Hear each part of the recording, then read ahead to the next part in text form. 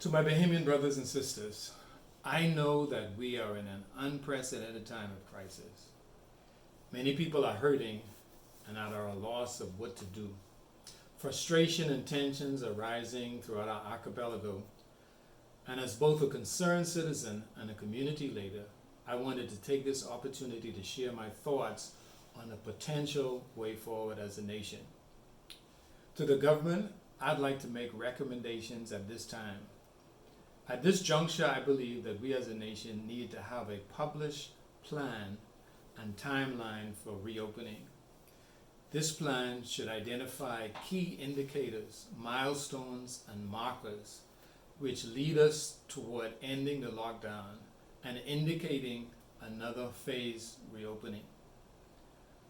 For example, if we reach a target of X amount of cases per day or per week, then we can return to curbside business.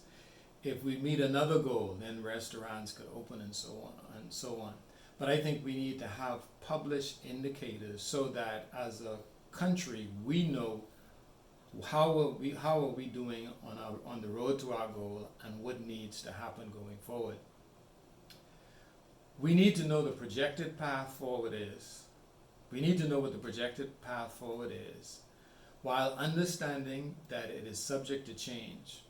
However, a measurable, methodical plan will at least offer the public some understanding of the general direction in which we are headed, and we can assess whether or not we are meeting the targets.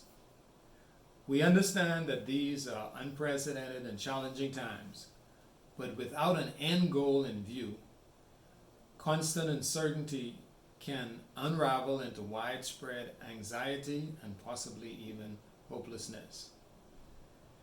It is important, I believe, to indicate what changes will be made from the previous reopening strategy, specifically as it relates to tourism.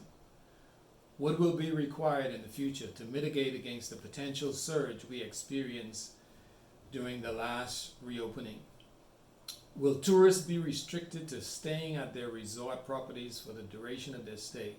Will Bahamians who travel abroad be subject to an automatic quarantine when they return? I believe that if a strategy is clearly spelled out, it will increase the level of confidence and comfort of Bahamians in this process and ultimately where we are headed.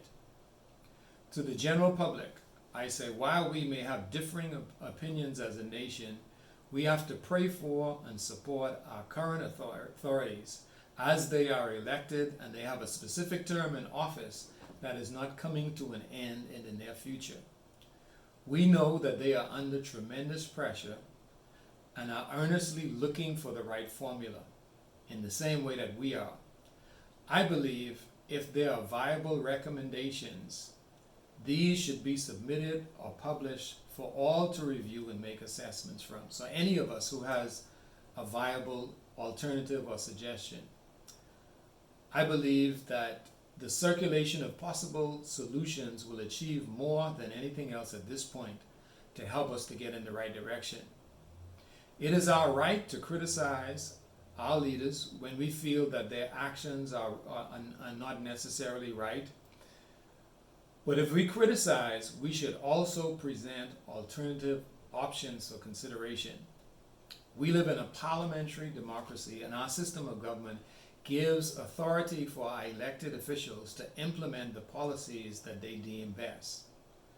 Whether they are right or wrong is for all of us to judge, but we cannot usurp their authority, and therefore we have to hold them to account through the democratic process through whatever legal and lawful means are available to us.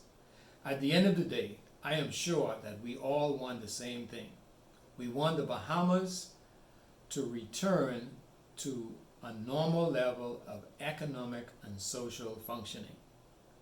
And I believe the best way for us to achieve that is for all of us to work together. Thank you.